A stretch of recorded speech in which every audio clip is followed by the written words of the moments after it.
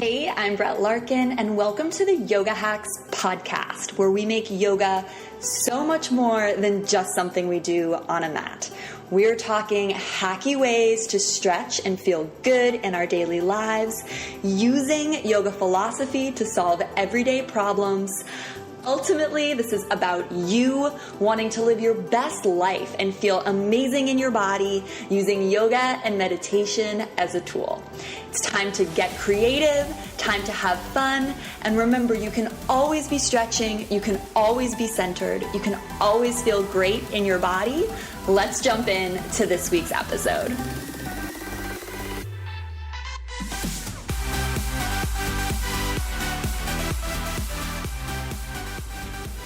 Welcome to episode 1 of the Yoga Hacks podcast. I'm so excited to be communicating with you in a way that's not through video on YouTube. I love making YouTube videos, and most likely you are subscribed to my YouTube channel if you are listening to this, but they are really time consuming and labor intensive and involve a lot of editing.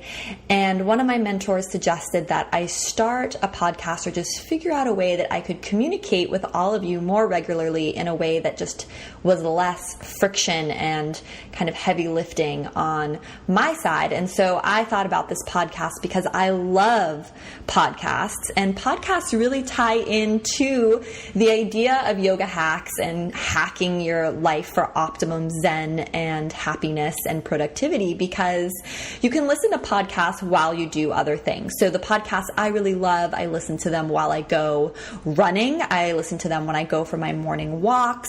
I listen to them when I'm folding laundry or just cleaning the house. And I really, really appreciate the podcasts that I love and listen to, just because, again, they provide me with something to do while I'm doing something else, or maybe I'm just stretching on the floor and listening to them. So my hope is that for you, that this podcast can be a way that you integrate yoga or some yogic wisdom into your daily life when you're driving in the car or just walking around or running errands or cleaning your house.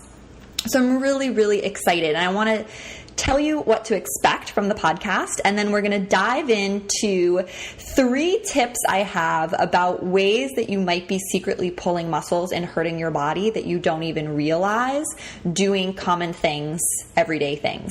So I'm going to dive into what those 3 things are, and it should be a really fun podcast. But since this is the very, very first episode, I just wanted to let you know what to expect and what I expect from you. So what I expect from you is that you'll always be doing, hopefully, something good for your body while you're listening, or at least listening while you're doing something you have to do. Like I said, like if you have to drive, but if you're at home and you're just listening, do something productive, like doing your laundry, or stretch, right? Always be stretching. Listen and stretch, even if it's just something easy, like sitting cross-legged on the floor.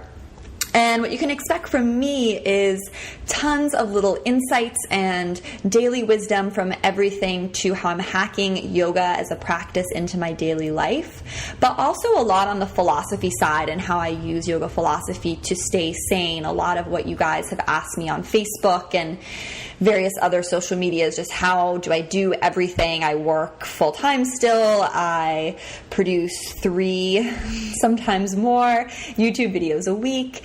And now I'm podcasting and writing articles, just so much stuff. And, I think that's a big question for all of us, is how do we find balance? How do we get everything that's important to us done? So I'm going to be talking a lot about that, from both a practical and weaving yoga philosophy into that.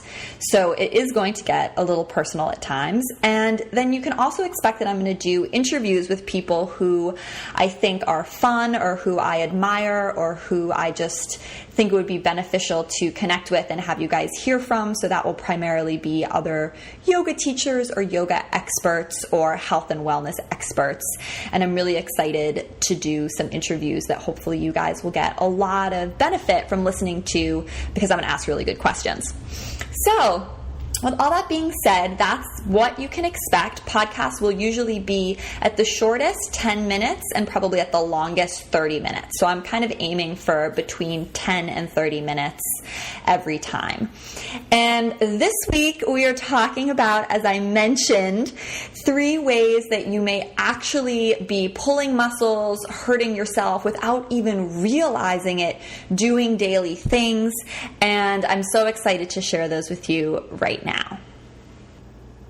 Okay, so mega dangerous activity that you are doing, number 1, is reaching. Yes, it's that simple, reaching. But I want you to go back in your mind right now and visualize a time where you maybe were in your kitchen and trying to get something on the top shelf, and you're standing on your tippy toes, and you're just reaching, and you're like, I can get it, I'm just gonna reach further, and then you end up pulling something in your neck, you just feel it, or in your back, or maybe you're in bed, talking a lot from personal experience here, and you're like, oh, my book or my phone is just on the nightstand, it's right there, or something that's, just a little bit too far away, and you reach, and then again, for me, it's always that trapezius muscle near my neck, it just starts to tweak. Another one is, and this is not exactly reaching, but taking off clothes in a rush, especially a tight tank top or something.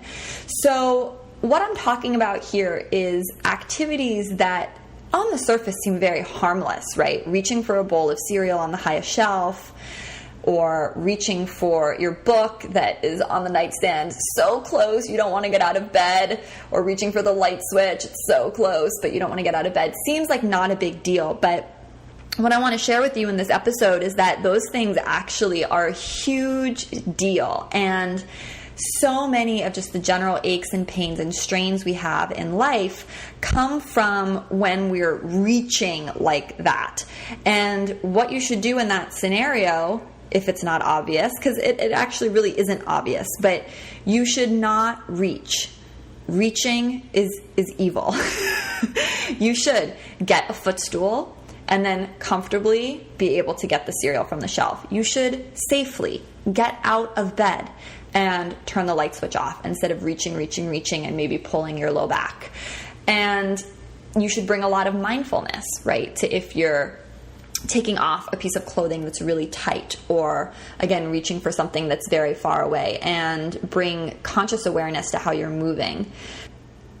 And it's really annoying to go get a footstool, or to slow down, or to get out of bed when you're really warm and it's cold out there. But your body needs you to protect it, and your body needs to stay safe. And when you just reach like that, it's kind of saying to the body, screw you, we just need to get this done right now, and not taking into account that you could really pull something or really hurt yourself. So some of my tips here are to keep a footstool in your kitchen or pantry or wherever that place is that you often find yourself reaching. And same thing with bending down too, right? To a certain extent, to get things from a low cabinet. Are you mindful of how you're moving in those scenarios? Are you just bending over? Those of you who take my Yoga Hacks course know that I ship you a box of props. And I, after shipping dozens and dozens of these boxes out to you guys, started getting really aware of how I was holding the boxes, taping them up. And I noticed, because I was just sort of in a hurry and excited and shipping stuff, that I wasn't paying attention to my body mechanics, and I was leaning over and hurting my low back while doing the boxes, packing them up for you guys in a really not good way. So this extends to everything, but to take it back to my core point, which is, I think a lot of times, because this is an easy way to catch yourself, it's hard to catch yourself being aware of your body all the time, but the minute you can feel you're reaching, that is a warning that something could go wrong, that you're not being nice to your body, that you're rushing, most likely, you're being impatient, and you need to slow down and access whatever it is you want to access in a more holistic kind way, usually involving a footstool or getting out of bed. Sorry.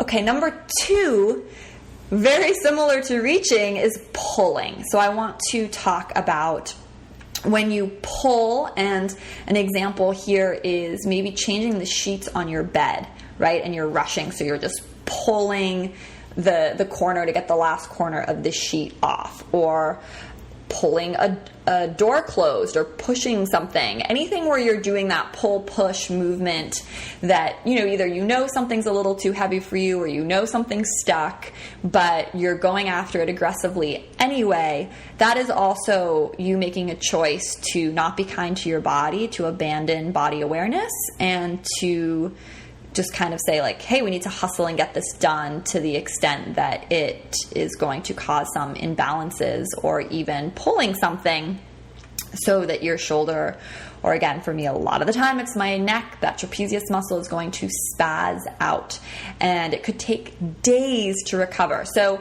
something that you can think about here, and that I try to think about, is that it's so easy to get caught up in the moment and just want to pull the sheet off the bed instead of walking all the way around to untangle that corner, the corner of the bed that's always stuck when the sheet doesn't come out.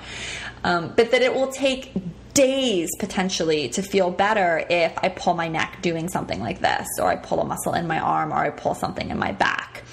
So you really have to think of the long game here. The number 3 thing that I want to share with you is about getting in and out of your car and the car door.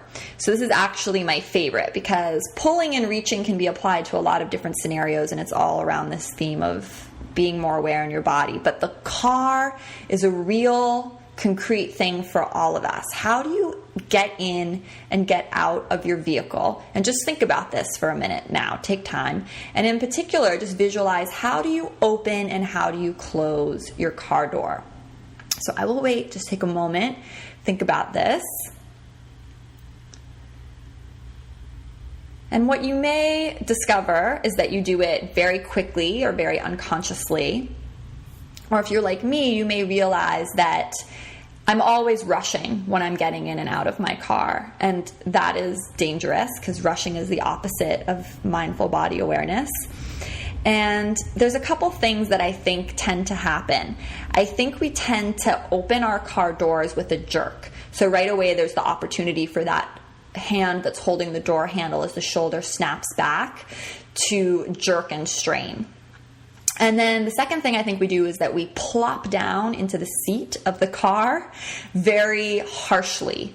And for me, I know I'm throwing my bags into the passenger seat of the car. I always have a backpack, always, because I'm carrying yoga props everywhere all the time. Throwing the backpack onto the passenger side seat of the car, where much more ergonomic would be for me to open the trunk, or open the back seat, or open the passenger side door, place my heavy items there, and then go around to the driver's side of the car, gently open the front door, and then use my hands on the seat to help me lower down into the seat. So instead of kind of having one foot in the car, one foot out of the car, and plopping down, I have one foot in and one foot out, but I'm using my hands to help me gently lower down, or something of that nature. And you may be laughing right now, being like, this is ridiculous, but it's really not ridiculous, because these are the habitual movements that we do every day that are dictating our health. It's dictating perhaps your pelvic misalignment. It's dictating perhaps why, you have a torque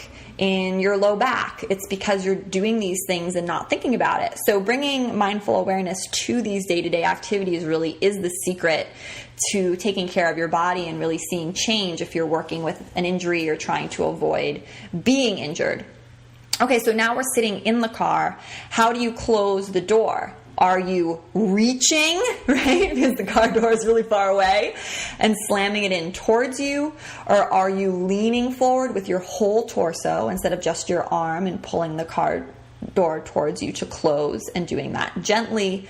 The car door, I think, is a really dangerous place for us unconsciously being jerky and mean to our body. And then getting out of the car is even worse. So one thing that, and my father, actually, my dad, really helped me with this particular hack. He noticed that his shoulders would strain when he just opens the car door with one hand kind of looking straight ahead. And he found that it was really important for him to turn both his shoulders and turn his torso towards the door, so he's fully facing the door, so you're facing sideways almost away from the wheel, and then to open the door like that and to step out like that, and again maybe using your hands to push you up instead of just springing up and maybe straining your low back. So think when you get out of the car door, instead of just using your arm and somehow flundering out, to actually turn your whole torso towards the door and use both hands to open and to mindfully stand from that place, and then to close the door gently, again maybe using two hands instead of just using one hand to fling it shut. Now obviously this is hard to think about every time you get in and out of your car, but now just having listened to this podcast, you have a brand new awareness of this that you probably never had before. And sometimes it's more important or more relevant than other times, right? So maybe you don't think about this every time you drive, and that's fine.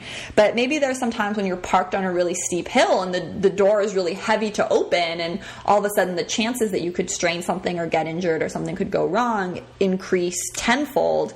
You'll hopefully remember, turning your whole torso towards the door to get out. Or if you notice that you slam your car door a lot and you feel that reverberate up into your collarbones and shoulder and cause issues. Again, now you just have an awareness where before there was just unconscious patterns. So I don't expect you to change everything right away, but I hope some of these 3 little tips were helpful. Remember, no reaching, no pulling, and being really mindful of how you get in and out of your car. I think those are 3 really simple things that if you integrate them into your day-to-day consciousness and awareness, which you already have just by being a listener, is going to really help you and avoid a lot of shoulder aches and pains. Again, when we get injured, the way I think of it is, we want to get injured. We don't want to get injured, right? But if you have to get injured, you want to get injured by it being something completely out of your control, like someone on a skateboard ran into you while you were crossing the street and made you fall over, or have it happen in your practice, right? When you were pushing yourself to do something new, or you were working out really hard or ran a marathon. Again, it's never ideal to be injured, but to me, the worst kind of injury is this kind that just is over the stupid stuff, right? Like the stupid stuff like making the bed, the stupid stuff like reaching for the cereal on the highest shelf, the stupid stuff like, getting in and out of your car door. And the car door side funny story is, I used to live on a very steep hill, one of the steepest hills in San Francisco. We would park our car at 90 degrees as was required. So I was always in the passenger seat because my fiance normally drives. So for me to open the passenger door was huge amount of weight because the car was at such a tilt, at such an angle, because we're parked 90 degrees on one of the biggest hills in America. And it was actually his birthday, and we had forgotten something in the house, and because it was his birthday, I was like, oh, I'll run back and get it. And I opened the car door in a way that completely, because I was rushing, because we were going to his birthday party, actually, I think, to meet all his friends. And I pushed the car door open in such a rush, ran in and got the thing, and I completely destroyed the right side of my neck, to the point that when I went in and got the thing from the house that we forgot and came back and got in the car, I was crying because I was in so much pain. And hopefully it didn't ruin his birthday, but he had to deal with me crying. And I was crying for 2 reasons. One, because my neck was in excruciating pain because I pulled the whole right side of my neck, pushing the car door open on that hill. But 2, I was crying because it was just so stupid and so completely unnecessary. And if I had just slowed down, taken a deep breath, opened the door mindfully, there would be no reason for me to be crying. And then I think the 3rd reason I was crying was because I felt awful, because here I am crying on my fiance, then boyfriend's birthday, and just being ridiculous when it should have been his day and there should have been no issues. So I pulled myself together after five minutes or so in the car, and he had a great birthday. But that's just a fun little topper story to, why the car door, particularly for me, and I know for my dad and other people I talk to too, is just a danger zone. So remember, take care of yourself. Always be stretching, always be taking your time and being aware of what's going on in your body. We have so much cool stuff coming up in this podcast series. I'm thrilled that you have listened and you are here with me. And from my heart to yours, always, namaste. Thank you so much for listening and joining me all the way to the very end.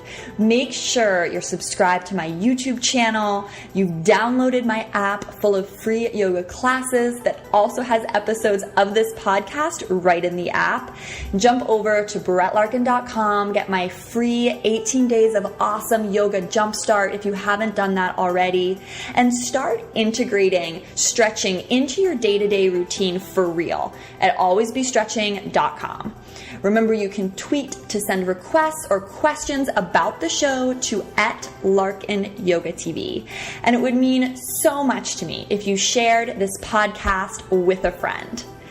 Since you're here with me till the very, very end, I also wanted to invite you to join my private Facebook group where I talk about hacking yoga and meditation into my daily life and give you ideas on how you can do the same, sharing things that I usually just don't feel comfortable putting on YouTube or my public page.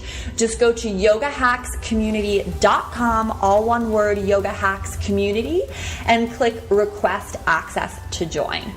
Until next time, remember, always be doing yoga, always be stretching.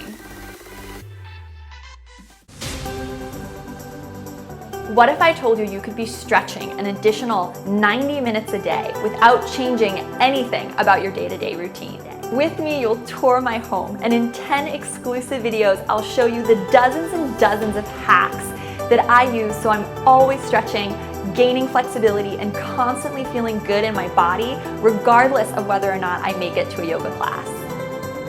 Creating this course has been a dream come true for me, and I can't wait to share it with you.